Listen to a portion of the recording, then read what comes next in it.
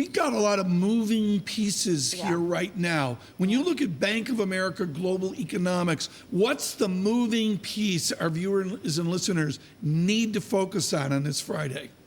Yeah, I mean, so for the global backdrop has been decisively weak this year. So we've been just steadily revising down forecasts, and we're now only looking for 3.2% global growth, which is one of the softest years we've had during the recovery. And you have a number of economies that are on the verge potentially of recession, if not these kind of technical recessions that you've been seeing in Europe. So, you know, globally, it is a clear shock that's rippled through the economy. And if you simply look at the U.S., the U.S. actually doesn't look as bad as a lot of its trading partners, despite the fact that the shock is being originated in the U.S. around trade.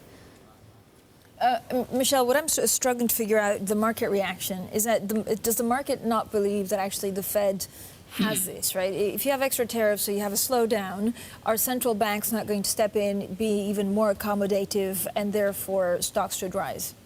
So that is this incredible adverse feedback loop that we're actually quite worried about because it uses policy ammunition. So to the extent that Trump continues to push on the trade war and that hurts economic growth or creates these downside risks, presumably means that central banks are going to push more in terms of easier monetary policy.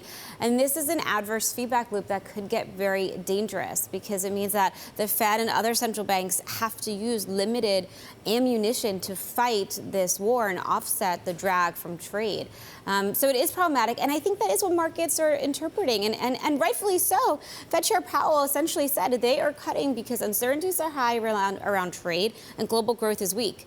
A 10% tariff on the remaining $300 billion is just going to add to that.